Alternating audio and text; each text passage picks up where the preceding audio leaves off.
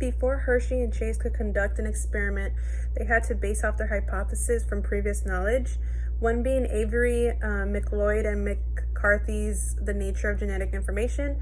Nearly a decade before their experiment, Avery, McLeod, and McCarthy published evidence supporting the hypothesis that genes were made of DNA rather than protein.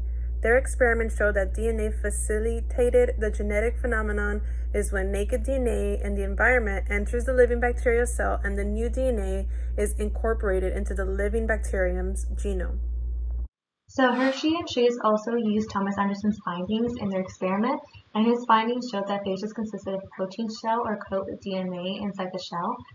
Phages could release their DNA and leave behind what he called a protein ghost. It also showed something called the lytic cycle, and from this they knew that phages consisted of two classes of biological molecules, DNA and protein.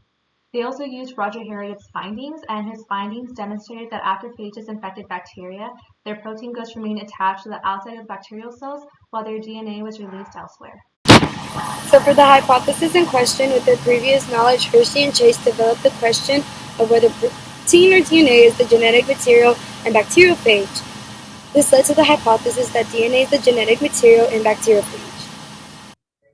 Hershey and Chase predicted that the bacteriophage's DNA would be present in the bacteria cell, which would show the radioactive stage of the DNA, not protein.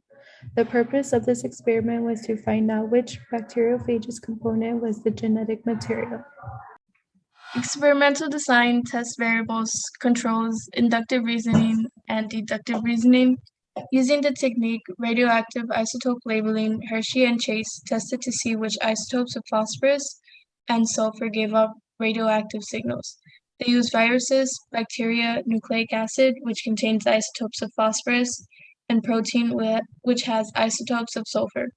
For this experiment, they let viruses infect bacteria such as E. coli to see which one they would grow in.